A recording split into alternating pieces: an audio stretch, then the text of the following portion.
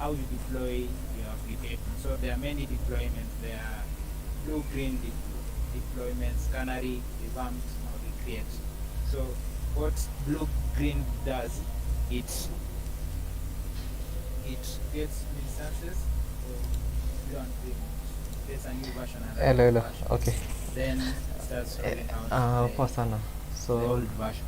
For canary, actually it manage. does this I was by wanted to know how scheduling I some can put users it to on full screen production, kabisa. others to canary before shipping all traffic to production. Then Yeah, I'm able to stream. package Then manager I wanted to know if one is streaming, for meaning I can't do anything else on my Kubernetes, PC. yes. Then Spinnaker is our open source multi-cloud Yeah, I'm sharing a continuous window. development tool. It was produced by Netflix. So if it works with Netflix, definitely works with your deployment. Oh, Then Cloud okay. Build, And then using it to run our build. okay, so Then Cloud repositories are and then if repositories. if I share a window, how will Then it make Spinnaker, it like that's ishow using the hiyo window peke application yake, like management kama and ni browser, deployment. if nimechagua window ya browser, how will I make it that way? So for application management, there is applications, clusters, Okay. server groups, and So, balances thanks. and firewalls. So firewall, it will be your network access, network traffic access. Then load balancer, it basically balances the loads between the application. Then our server group is our base resource, and if it's deployed, is the instances that are running the software. Then our cluster, this is not the same cluster as for Kubernetes, but it's a logical grouping of our server groups. Then our applications are representing the services that are running. So for deployment, there is the whole thing is called a pipeline. So what a pipeline is, consists of sequence of actions that actually trigger some actions. Then for a stage, so each part is a stage. So there is a find from test stage, deploy to canary, send. So a stage is a sequential task composed of stages that describe an action.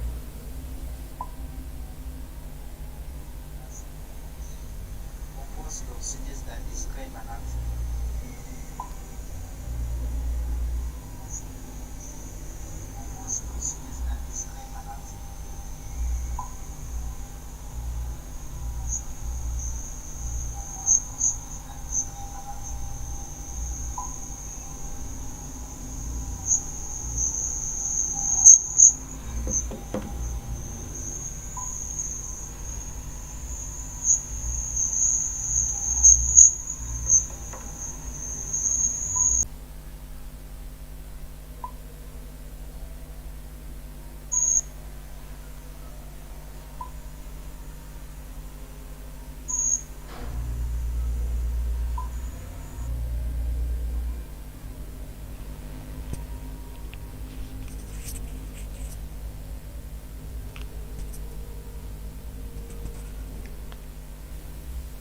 Okay, cool.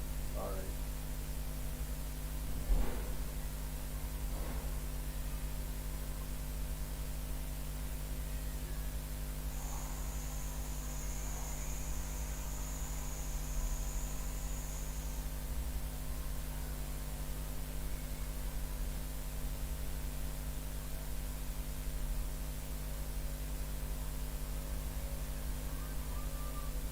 Yes, I've got it. All right, so you can just continue. I will share it. I've got it already. So we'll be doing the continuous delivery pipelines with Spinnaker and Kubernetes in. So this. So before we start the lab, there are things you need to note first. So there is our objectives are to set up to launch Cloud Shell, creating a Kubernetes engine. Then we download an application, create a repository. We download an application, then we create a cloud repository, then we push the code to the cloud repository. So we'll deploy Spinnaker to Kubernetes engine, then we'll try and build a Docker image. Then after that we trigger, after we create a trigger so that every time we push code to our code repository, we can be able to create Docker images. Then we configure Spinnaker to, like, every time there is a new Docker image, it picks up the image, then deploys it to production. So that's basically it. So what we'll be doing is, like, so there is a developer here. So the developer does, he pushes code to the cloud repository. Then the cloud repository creates a container builder.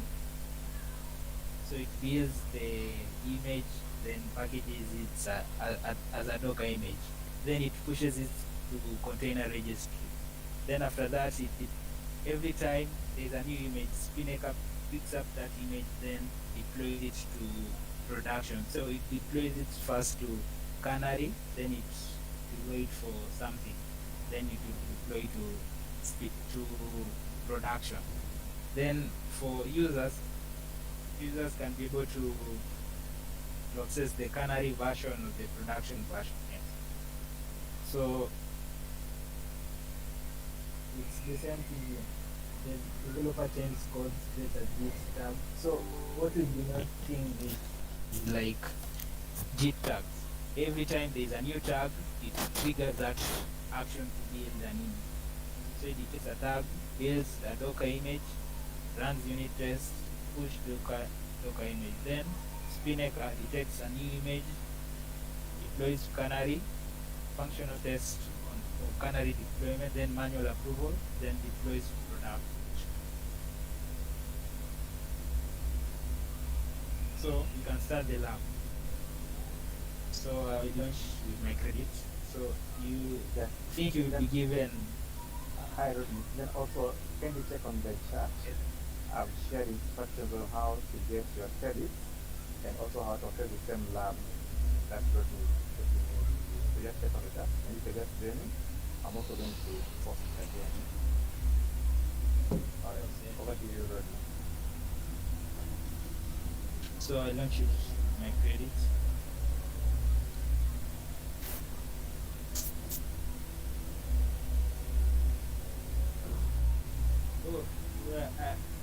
I will skip most of the explanation. I will explain as we go. So we open the cloud console. Then we use this username to sign in. We copy it. Then we use another account. Then then we use this password as the password.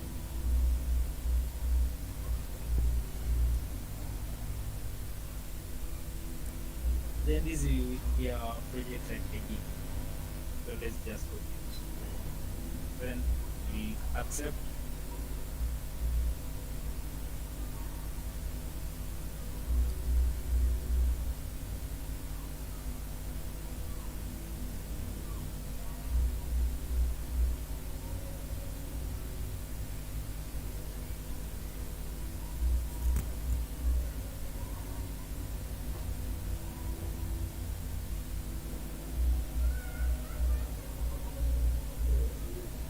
Down all these steps. So it's activate cloud channels.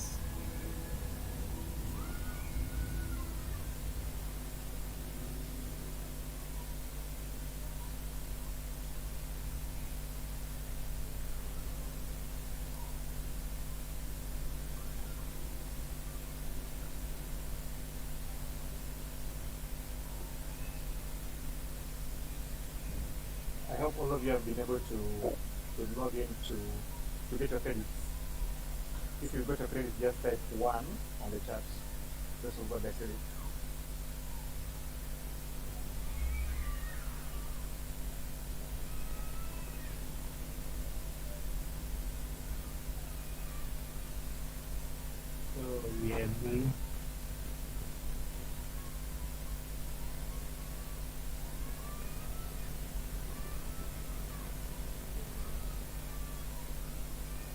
So we activate the cloud shell. Just maximize it. So we'll have we'll have two threads. It will be there will be a point will be waiting for the Kubernetes cluster to start, and there's a point will be waiting for the Spinnaker services to start. So those 2 points have reserved them for questions. So what I'll start is I'll continue. Then first I want to pin Kubernetes engine. Then also pin cloud build, container registries, and source repository. So actually, let's just get to two shells. So have two shells.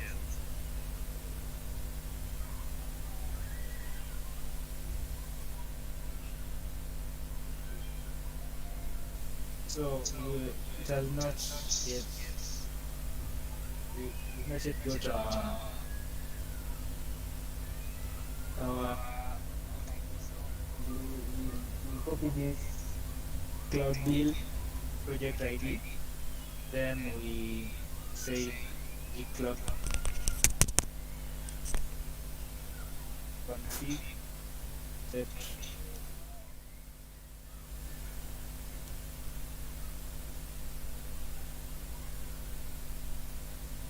Then we copy this command to the other cloud shell.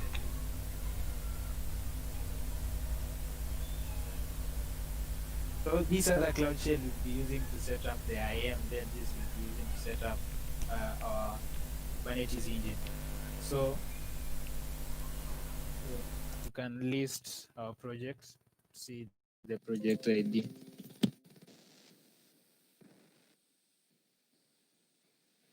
So it's okay. It's correct now. So to set our environment, we'll configure a compute zone, a default compute zone, US Central 1F. Then we copy. Then we'll need to create a Kubernetes engine using Spinnaker from the tutorial sample. So we'll create it. Its name will be Spinnaker tutorial. So let's create it in this first shell.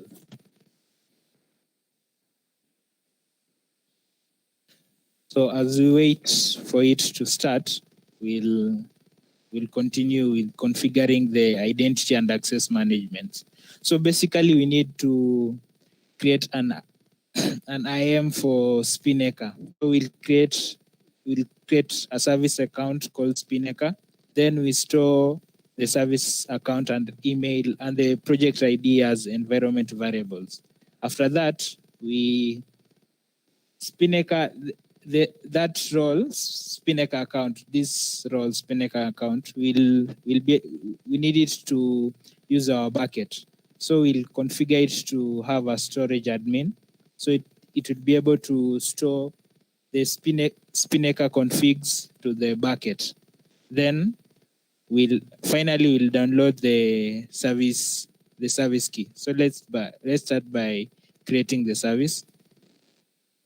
So we'll move to this second shell.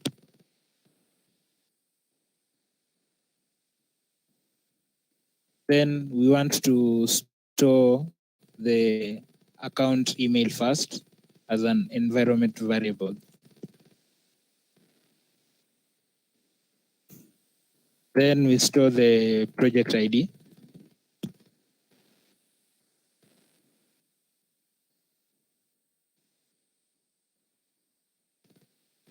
Then we bind it to storage admin.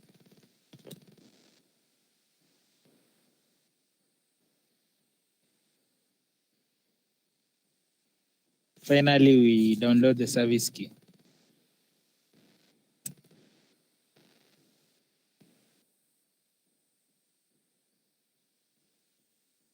So it has created the service key, this code. So next we need to set up Cloud Pub Sub. So Spinnaker will be listening to will subscribe to a topic called GCR triggers. So this topic Cloud Build will be pushing, let's say when a new image is updated, Cloud Build will be publishing a message to the PubSub. Then the Spinnaker from Kubernetes engine, it will pick up the message, then it will start deploying. So we create a PubSub topic.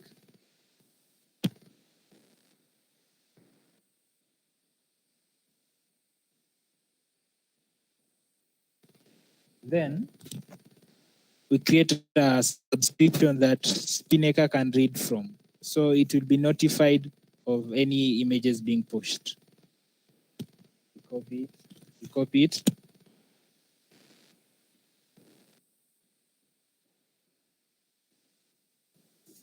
Then we give Spinnaker the access to the GCR triggers. First, we need its service account email. So we store it as an environment variable. Then we'll be using it to now give it the role to be a subscriber. So we first store it as an environment variable.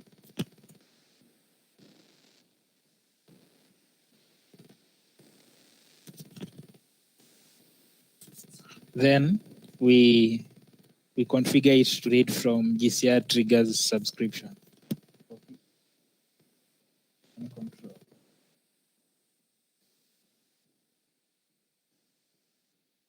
So you've seen our Kubernetes. So this cluster called Spinnaker tutorial has started. It has 3 pods. They are running and the type of machine. Then the master IP is at here. So you can go to Kubernetes engine. Then under clusters,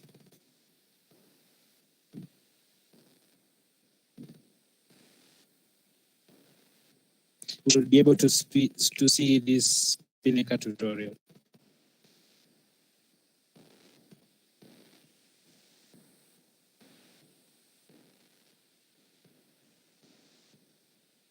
So it's here. So let it load request.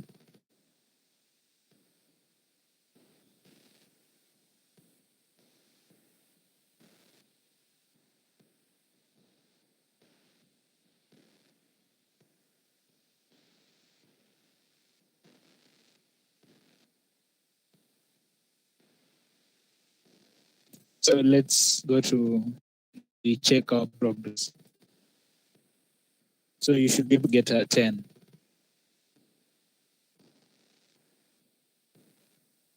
Yes. So let's continue. So we've successfully created a Kubernetes cluster. So what we need to install Helm. Helm is a package manager so you can use to configure and deploy Kubernetes application.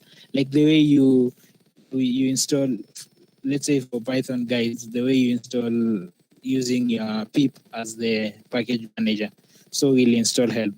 So to install Helm, we first need to download the binary. Then we unzip the binary. After unzipping the binary, we copy. So the Helm executable file will be inside a folder So we copy it to our current folder because this dot means our current folder. So let's download the binary.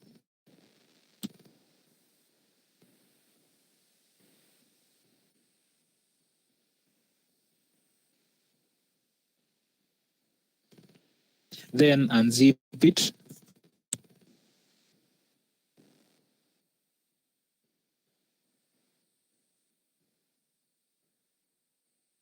So it's under, as you can see, it's under Linux. Let's see. it's under this directly called Linux AMD 64. So we need to copy it from that directory to our current directory. So we copy it using this command.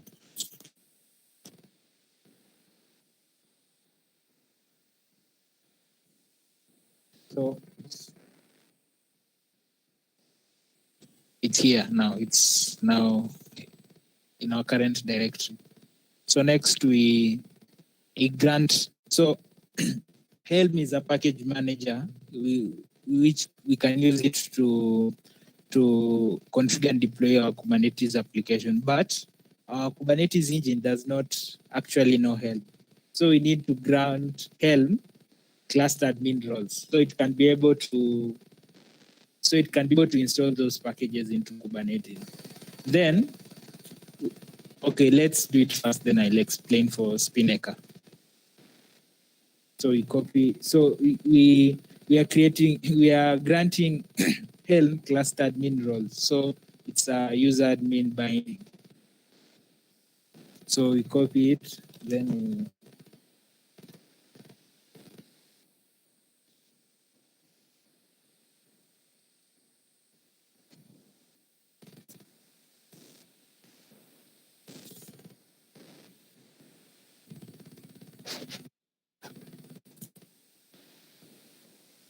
so for Spinnaker, now ideally Spinnaker will be the one deploying our application to Kubernetes. So if we install Spinnaker to Kubernetes engine, it will again not know Spinnaker is an admin. So we need to configure Spinnaker to be an admin so it can be able to deploy the applications using continuous deployment instead of manual deployment. So we create a role binding, which for the service account default name for Spinnaker admin. So we give it privileges of cluster admin. So we copy the config.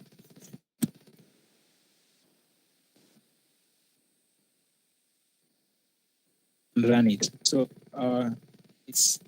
the Spinnaker admin cluster admin has been created. So next we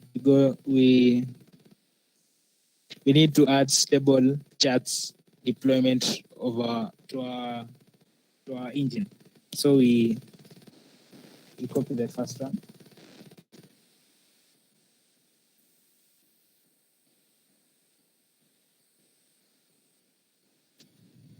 Then we need to update the Helm repos.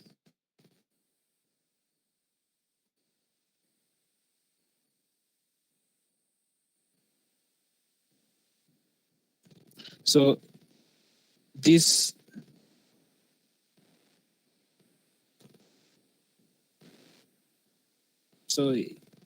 it has updated successfully. So next we need to configure Spinnaker. So first, I told you that Spinnaker needs a bucket. So we create a bucket for Spinnaker to store the pipeline configurations. So we first export the project ID. We copy it.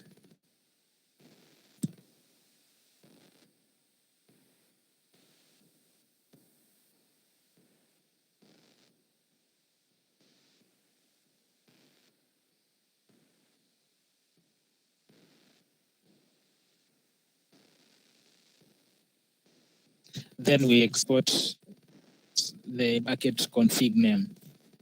So this is the bucket name. So it will be having our project ID first, then Spinnaker config.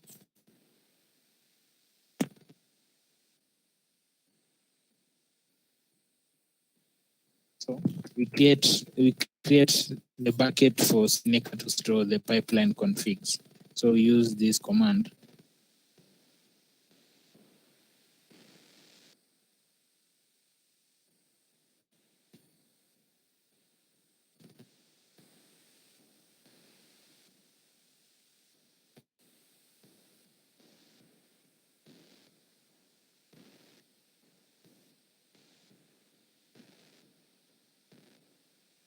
Next, we need to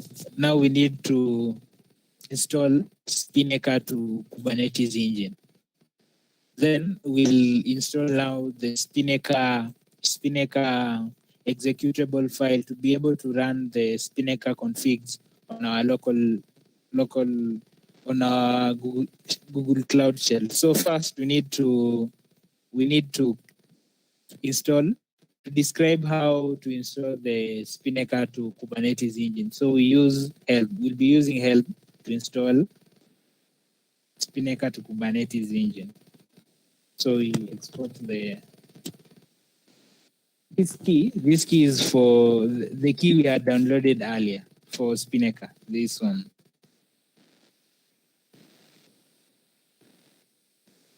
This key. So we need to export it.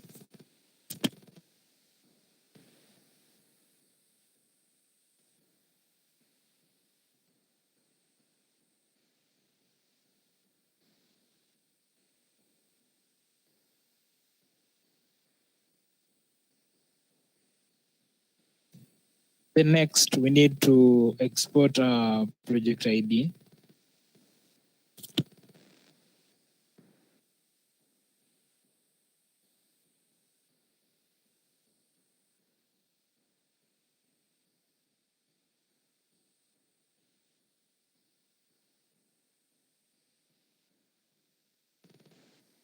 Then we need to export our bucket name.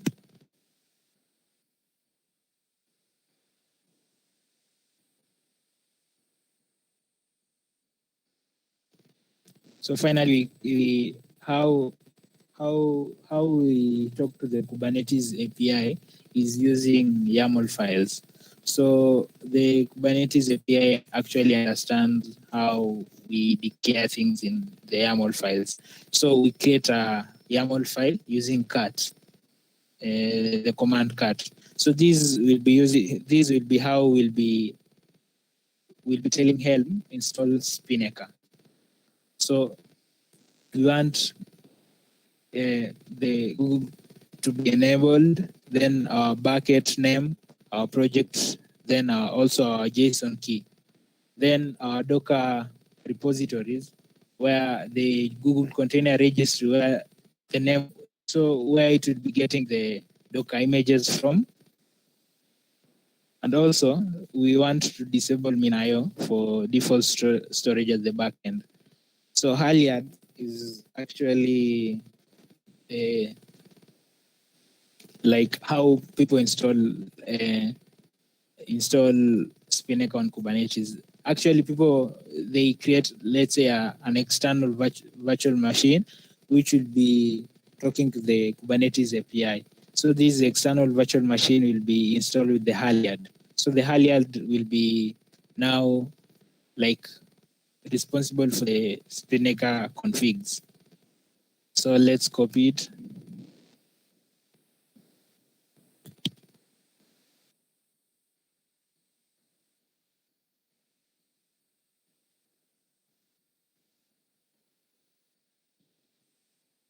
So we need to use the Helm command to deploy now the charts to our configuration set. We copy it. Then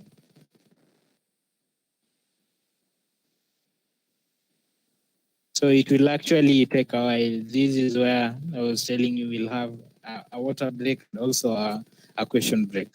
So if you have any questions, feel free to ask them.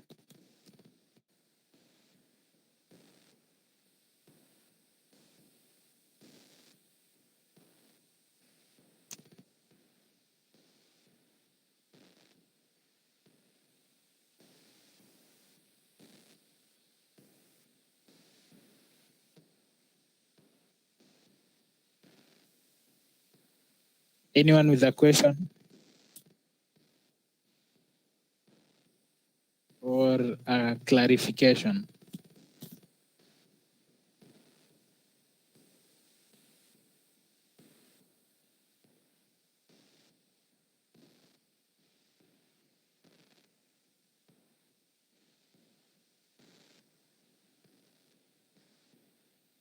Rodney, I think we're all good.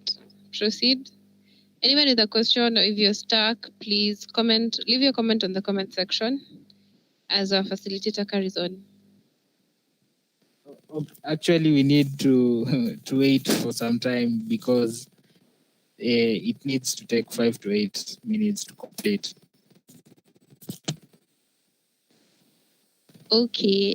In the 5 to 8 minutes, to everyone that's doing the lab, that we're doing the lab together.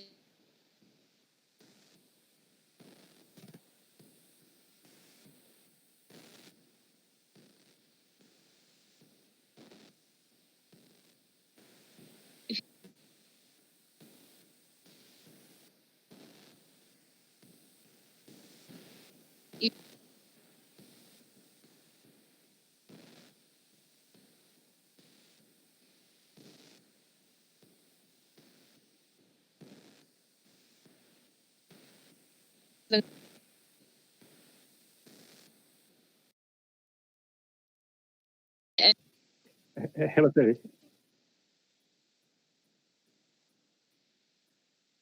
I'm not able to hear you clearly, but if you're just joining, just check on the chat. There's an instruction on how you can also access the same lab.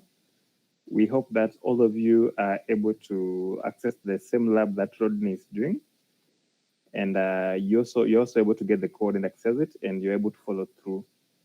And we just want to check if you're able to follow through. Just type 1 on the chat. If you're having challenges, just type 0.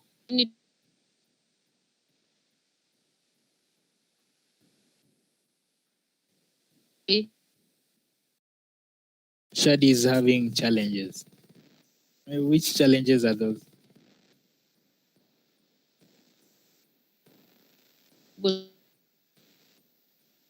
If you're having a challenge, just feel free to unmute yourself and then ask the question.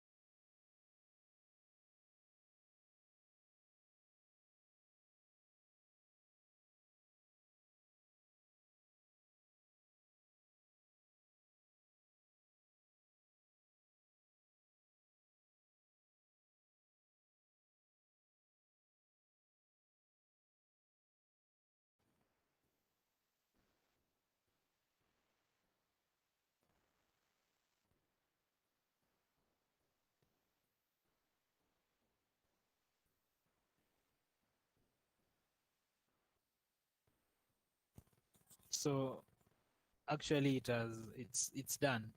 So what we need to do, so we need to expose to port forwarding. So our cloud shell, we can access it through port 8080, but now we need to tunnel port 8080 to the get. So Spinnaker has different microservices. There's another one called get, which would be interacting with it. It's actually the UI. So we need to, it's the deck, yes, the deck. So we need to export the deck pod. So the deck pod will be having the actual UI for Spinnaker. So we export the deck pod.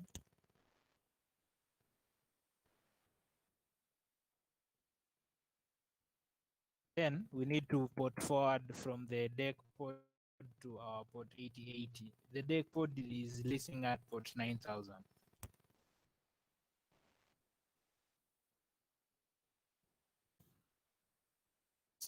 So if we check our port 8080, we'll be able to get the Spinnaker UI.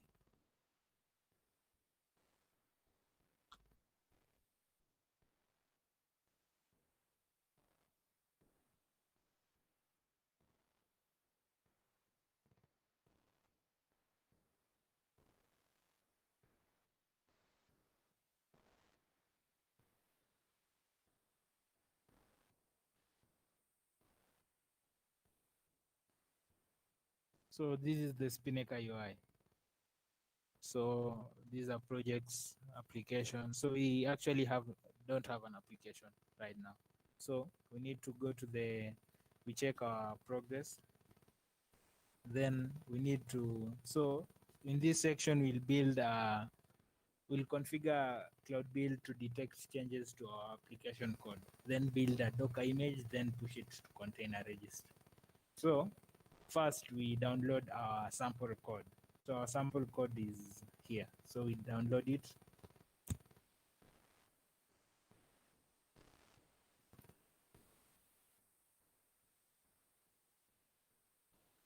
Then we extract it.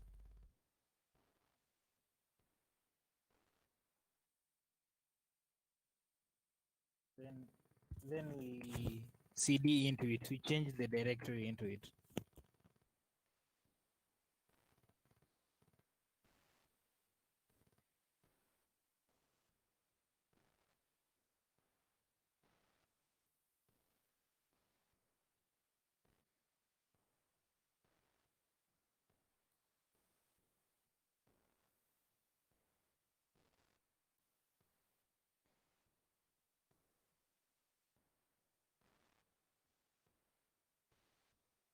So we cd into a sample app. So after that, we'll be able, so we need to configure our Git. So GitHub, so Git is to be able to push our code to the cloud repository. So we need to configure it a username with the email.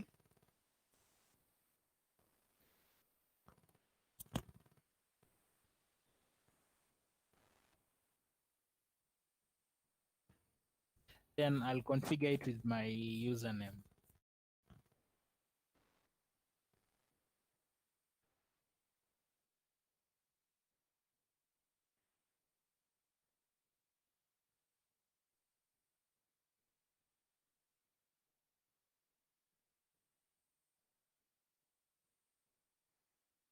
So we make an initial commit. So this code, we need to push it to our code cloud source repository. So we init, we initialize it, then we add AV code.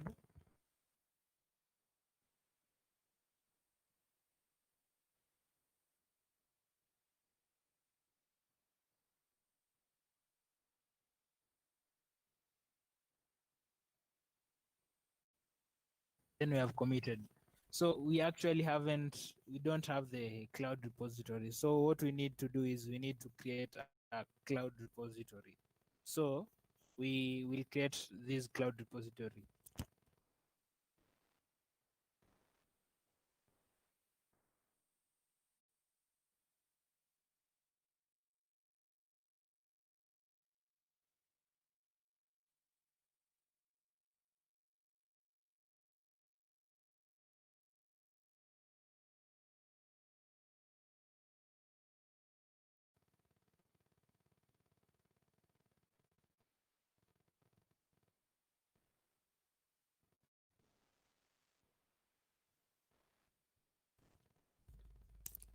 also we configure, we still configure our Git.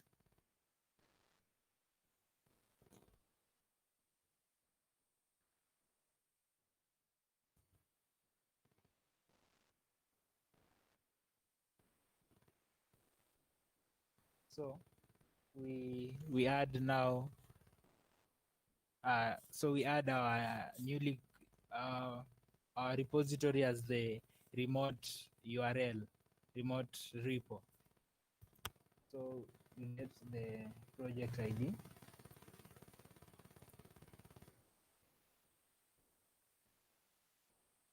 Then we add so this repository we created, this one sample app, we now add it as our remote copy.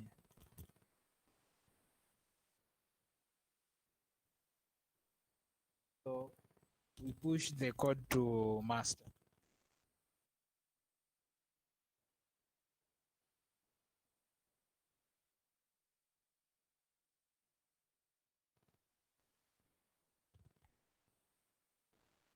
So if we check our cloud repositories, we'll be able to see the sample app.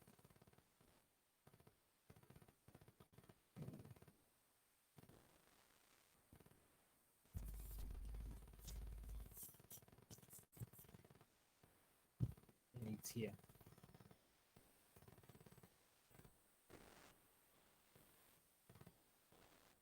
So here, actually here is where we have Kubernetes. These are deployments, then these are services. So services are like where, let's say, if you want to have a web app, we'll have, let's say, a web deployment, which is a backend job, which is a deployment. Then if you want to expose it as an external URL, you'll have to create a service. Yes. So we'll check that. So the next step, we need to configure our build triggers. Whenever we have a new Git tag, we build the Docker image, run unit test, and push it to. So we'll go to cloud build, then triggers.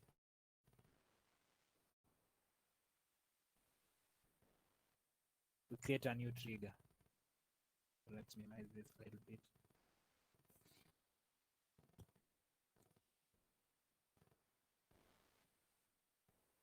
So let's copy this, the name here, sample app.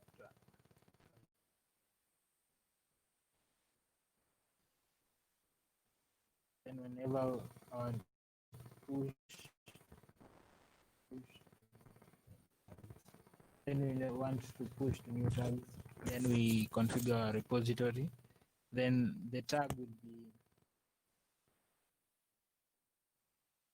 any tag with v1, v starting. Then our build configuration will be build cloud build, either YAML. So we'll be using cloud build YAML. So to confirm our sample app tags, then we push to new tags, our repository, then the tag name, then cloud build. So we create the trigger. So this is our trigger now, and is connected to the sample app repository. So that bucket which Spinnaker used to which Spinnaker should use to save the data, we had not created it. So we need to create that bucket. So we copy our project ID.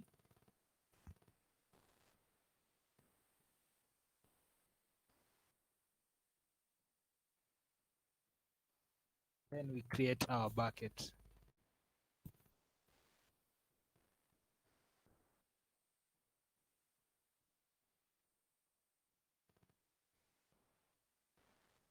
After that, we need to enable versioning on our bucket so that we can have history.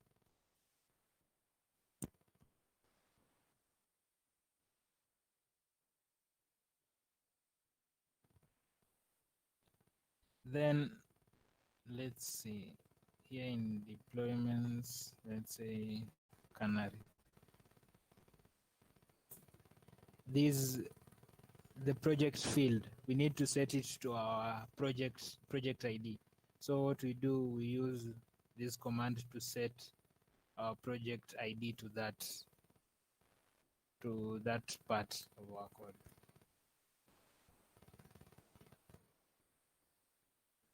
So when we check let's say Canary,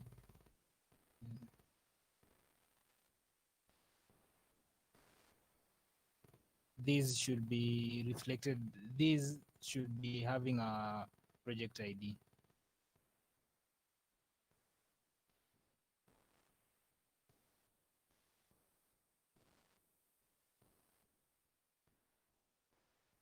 It would be, I think it would be replaced.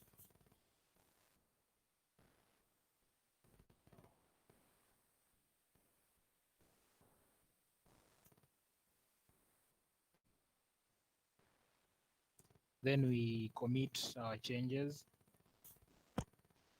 So we can check. So you see things have changed. So we commit.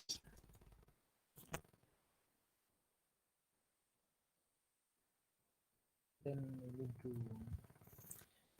we need to create a tag. Then we push those tags. So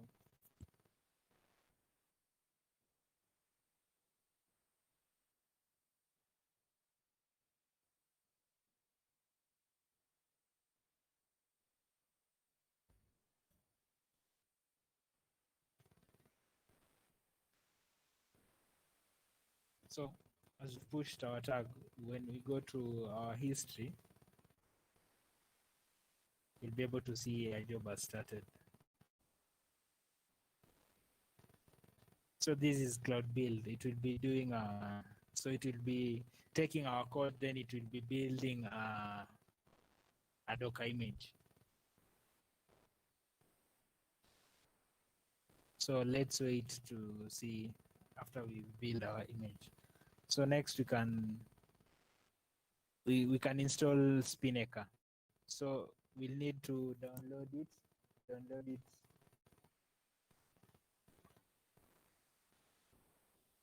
As we wait this job to complete, let's install Spinnaker. So we copied so this is the URL where Spinnaker will be found. So we use curl command to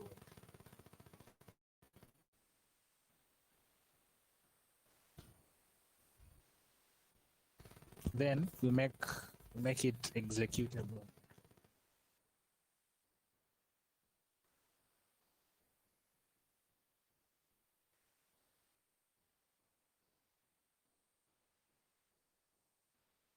So this spin. So we create our deployment pipeline. If we look at here, we can create a, let's say, application. Okay, I'll show you after we created it. So we need to create an app. We need to create an application named sample. Then, so we'll create an app called sample in the Spinnaker with our own email address.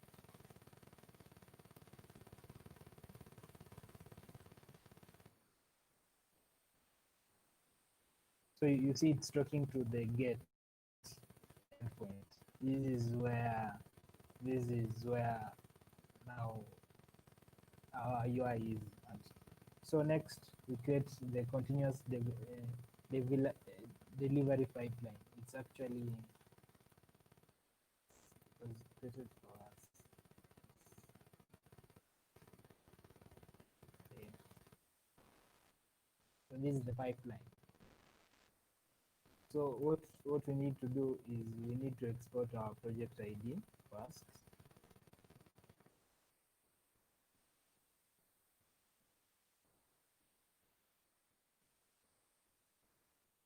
For that, we need to now change the tag.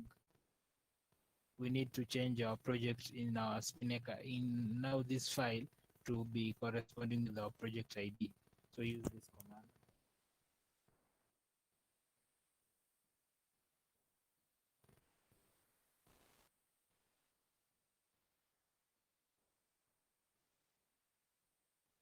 You see git state, as you've seen, the pipeline.json has.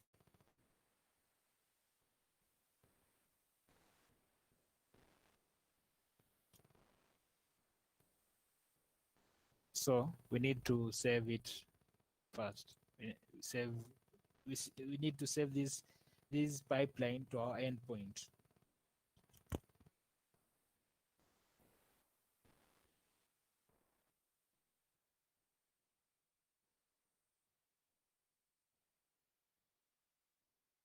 So the pipeline was saved.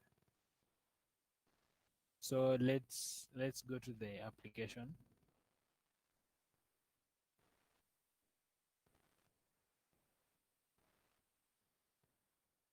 So what we need to do is create a manual trigger and view our pipeline execution. So we need to actually create I'll just show you how to create this manual trigger. But first we need to wait for this pipeline to end. So it's almost finishing.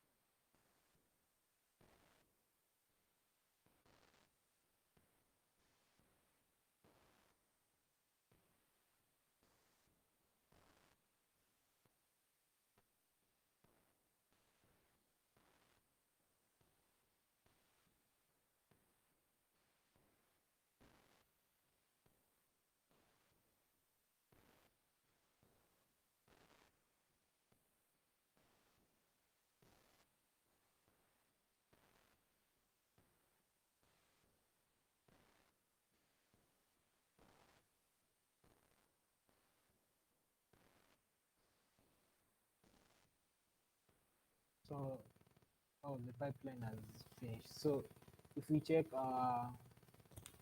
our container registries, we'll be able to see our container. So this is the container. It has been uploaded 1 minute ago. So you need to go to this sample application. So we need to go to pipelines, then view execution details. So it had started the manual execution. As you see here, we need to start manual execution. So this point, if we click here, this is called manual judgment. So before we release it to production, we need to have the Q&A team be able to accept these. So before we accept it, we can check the balancers, then the some backend canary. No, not yet. So we need to continue, then it will deploy to production. So it's actually running. So when it's green, it has finished and it has succeeded, but when it's red, it does not. So for this color around blue, it's actually running. So it's deploying to production backend, production front end, then production service, the backend production service, then the backend the production service. So yes, actually the same thing. So after, let's wait it to finish. So it's almost done. Deploy to production. So this one is not. This one is done. So you can click any step to see the details. So if you want to check the URL, you need to go to the infrastructure tab, then you can go to the deployment frontend. So we'll go to our load balancers. So the load balancers have the IP. So backend, frontend. So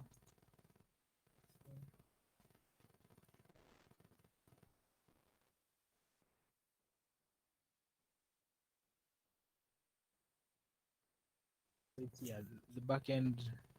This is the frontend UI. So sample backend.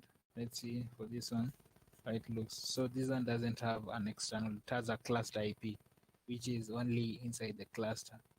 This one has, yes, this one, so you can communicate it. So for a canary, you can check it. So it actually refuses because it's HTTPS, so we need to change it to HTTP. So this is the backend canary. So this is the front end for canary. Then this is the front end for also canary. So when you go to the pipelines, all of them have been deployed. So we go to, so you check your task. So it's correct. So deploy an image to production. We've also deployed an image to production. So we want to trigger now. So for the regular updates, we want to trigger this pipeline using code changes. So what we do, we change, you see it's yellow. We change it from yellow to blue. So what we do is change the code here. Okay.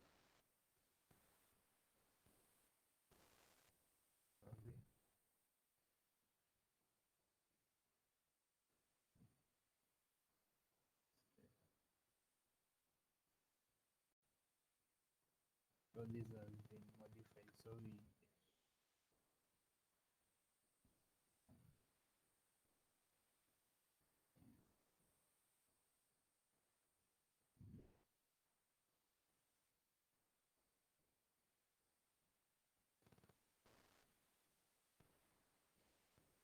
it's not change.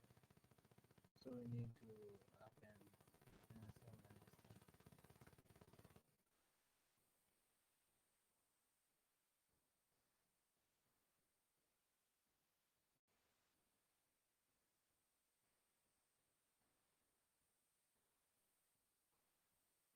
Then we push it to origin.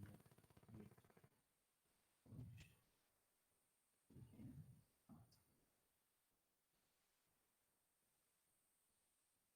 Oh, sorry. So actually, we needed to create a new tag, so we can create it.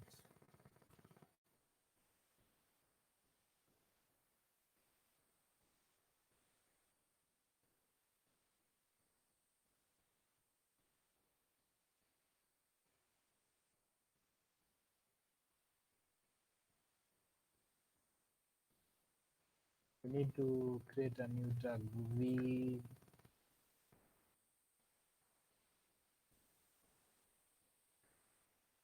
Then we push the tag.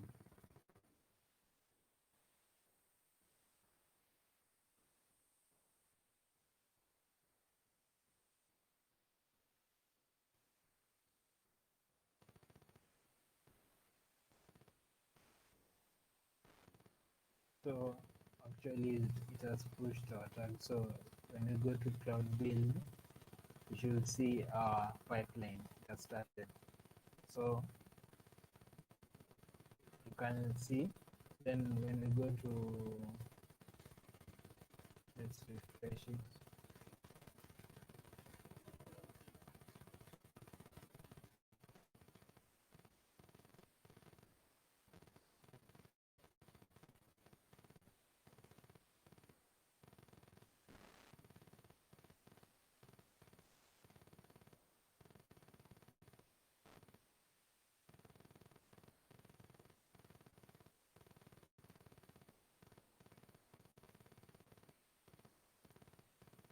So once now this new image has been updated to our, once this new image has been updated to our cloud repository, now it will start a trigger here.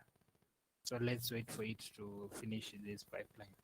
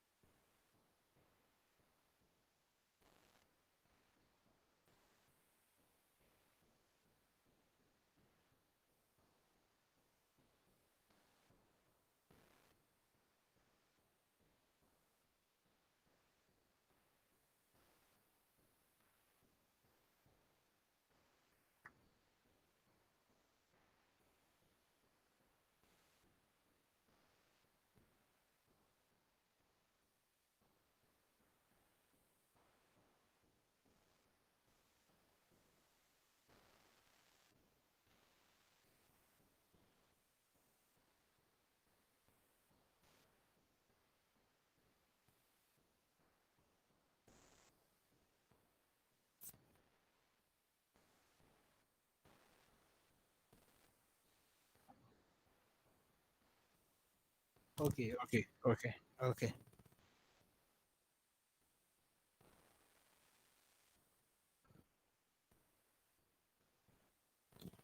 So the cloud build has finished. So when we check pipeline here, we'll be able to see now this new trigger can be able to see the execution details. So we can be able to see it still has that point for manual judgment. So we can be able to say continue, because this is actually manual judgment. So ideally you should be able to go back, then check at your canary and front end for canary and for production to see if let's remove the S.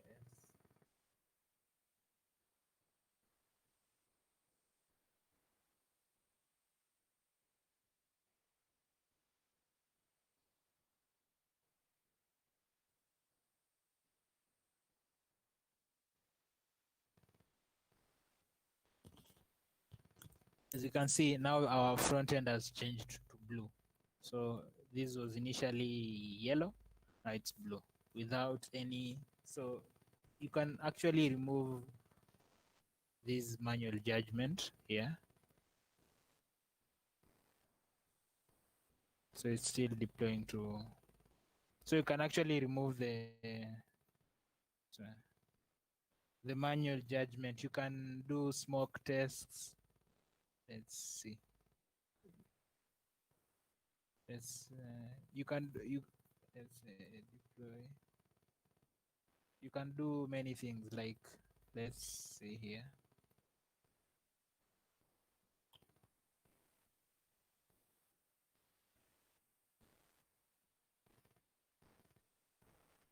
So it has refused, but actually you don't need to do manual. You can do smoke tests, integration tests, unit tests, functional tests, all of them.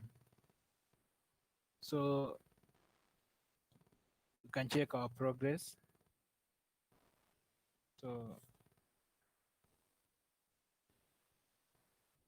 So we can revert. Optionally, you can roll back to when you've pushed version 1.2, you can roll back to version 1.1.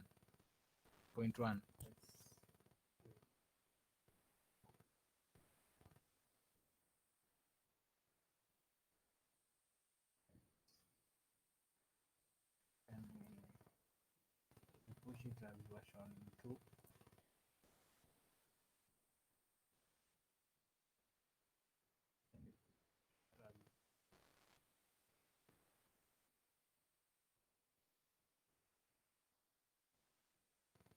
So it should be able to return to yellow. So let's see where we've not. Actually, we finished. So I'm just checking which point we did not complete the score. We checked that one.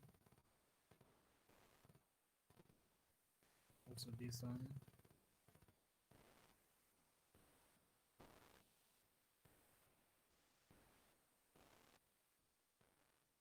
Or this one.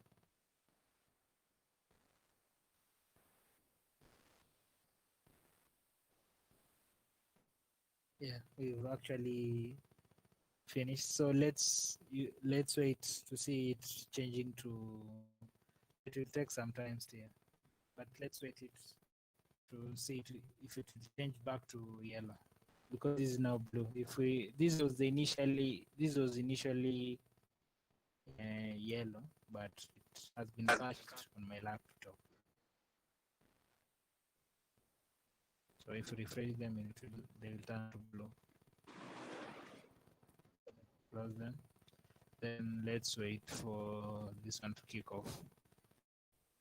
So this one will change to yellow.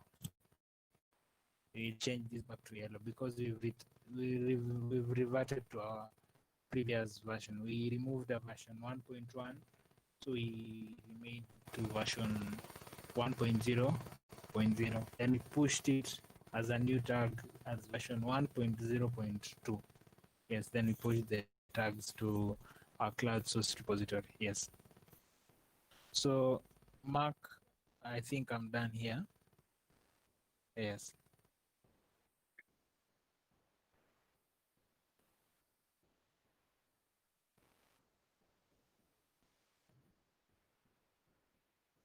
Okay.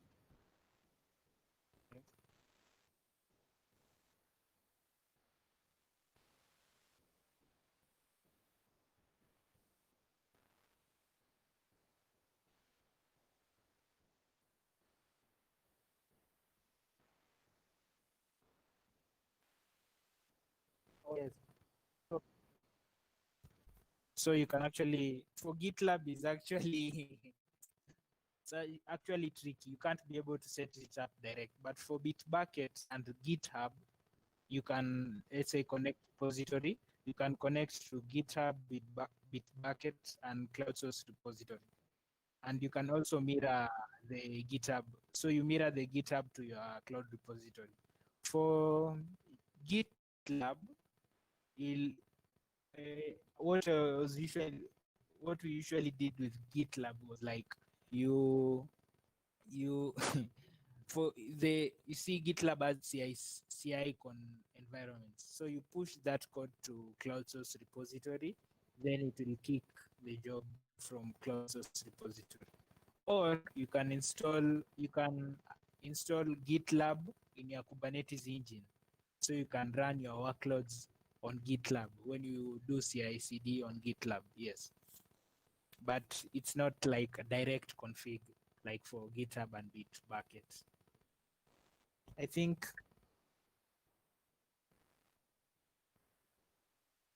Oh yeah, yes, I'm done.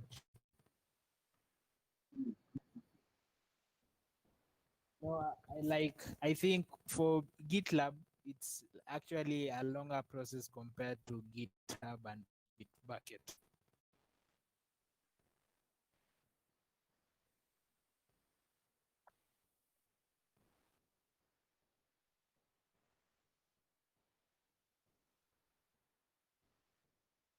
Yes.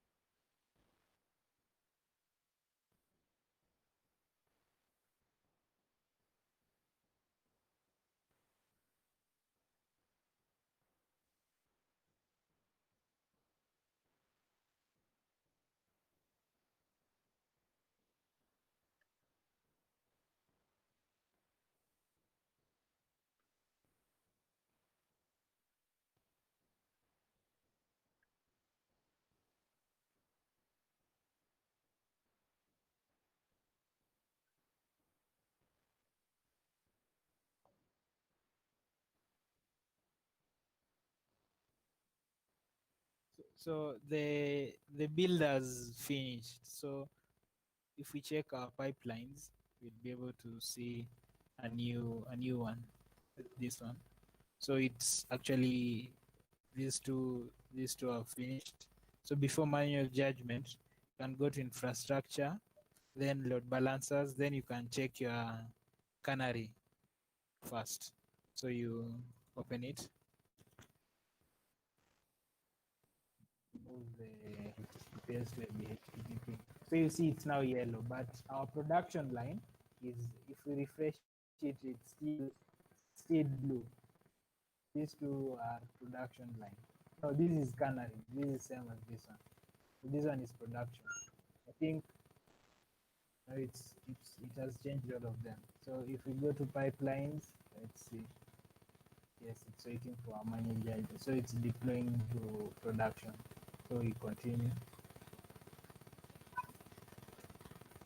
So it has deployed. It's deploying to our production clusters. Yes. So this will be all of them will be yellow. But they were initially blue. Yes. Yes. Now I'm done.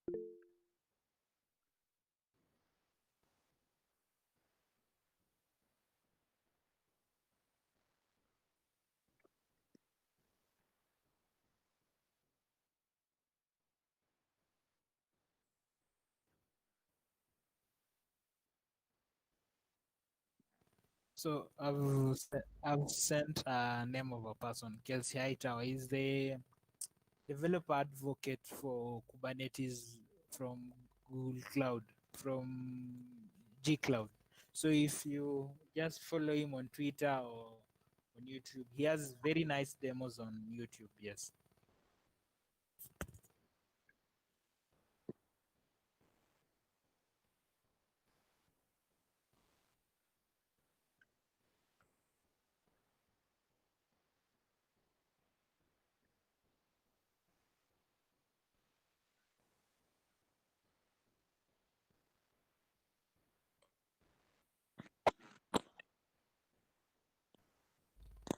Oh, there's actually for CI/CD, me I usually use Cloud Build and Spinnaker. Spinnaker for deployment, then Cloud Build for integrations. Then you can also use Mhm. if you're on GitHub, you can use GitHub CI actions. But there are like for deployment, actually now not leave alone CI, a continuous deployment alone. There is another one called Istio. I'll send the link to it. It's actually high. It's very good, and it's not high level. It's very good.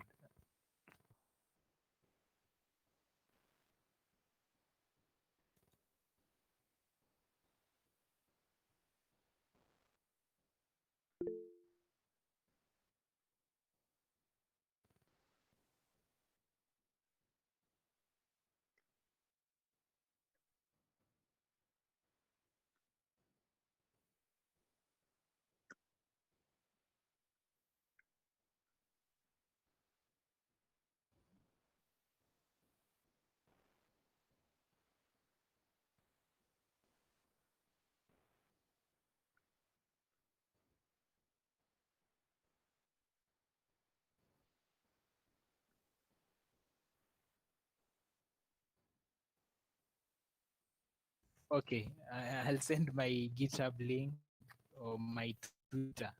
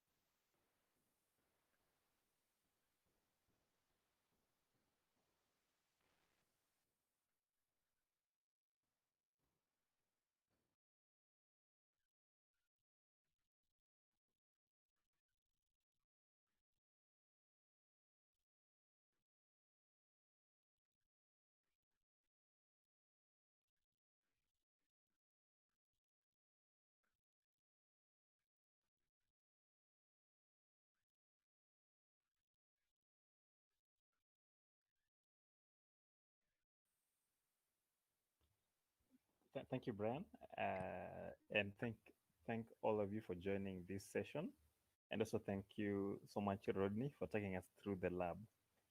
We are really glad to always have you join and take the lab and ask questions. And the way Brian has rightly said, this won't be our last lab or rather our last session. We still have 3 more next week. So feel free to join. We'll be getting for you more credits and also helping you go through the labs and helping you get started with GCP. Apart from that, we also have a new platform, the one we have shared on the chat. Please kindly join on the new platform because it has more tools. You'll be getting more frequent reminders rather than getting a reminder a few minutes before the event. You'll be getting frequent reminders and having better tools of managing the event or attending the event. So join us for that one. We also have in our new platform, we already launched campaigns for DevFest 2020. Feel free to join, sign up. Right now we have some the early bird tickets, free early bird tickets. Take good use of them, and also Also apply for speakers. We also have a call for speakers live. Feel free to apply for speakers and grow your skills. I think the goal of GDG is to always grow our skills, learn from each other, share and connect.